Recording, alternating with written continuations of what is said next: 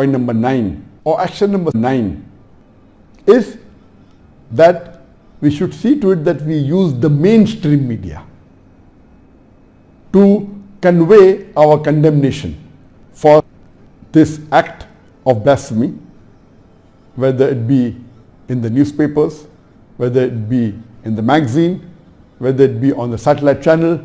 Everyone cannot involve giving articles in the magazine or the newspaper or the satellite.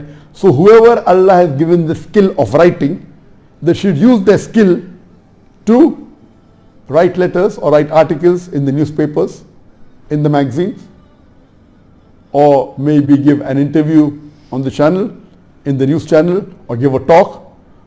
We should use the mainstream media as much as possible. And those Muslims who own the mainstream media should see to it that we convey this message of protest on the mainstream media, whether it be newspapers, whether it be magazines, whether it be radio broadcast stations, whether it be satellite channels. We convey this message as much as we can so that this message goes throughout the world. Action number 10 is that we should try and file a legal case against this blasphemy. If someone insulted the Prophet or someone has done some blasphemous act against Islam, we should have a team or a battery of lawyers. A team of lawyers who will know that how this can be filed in the court of law. Depending upon the action that has taken place, depending upon the insult that has been hurled on our beloved Prophet, we should see to it that we file a case in the appropriate court of law. And we know that during Danish cartoons, there were Muslim lawyers who filed a case in January 2006. This incident took place on the 30th of September 2005. And initially, when the ambassador of the Muslim countries went to the Danish authorities, government, they didn't give much importance to it. Then the Muslims filed a case in the court of law, but unfortunately they said it is permitted in the freedom of expression to make such cartoons, which is absurd. How can blasphemy be permitted in the name of freedom of expression?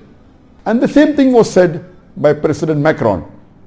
He said that blasphemy is permitted in the freedom of expression. Can you believe blasphemy? If he says that, he is the biggest hypocrite. Just a few days before, when President Erdogan said that President Macron requires a mental checkup because he gave derogatory remarks against the Prophet, against Islam. So President of Turkey, President Erdogan, mentioned that President Macron requires a mental checkup. Immediately he called the envoy to Turkey back. He called the French ambassador of Turkey back to the country. Just by saying that Macron requires a mental checkup, he is calling his ambassador back. And you are abusing the Prophet, and that's allowed in freedom of expression. So isn't it double standard?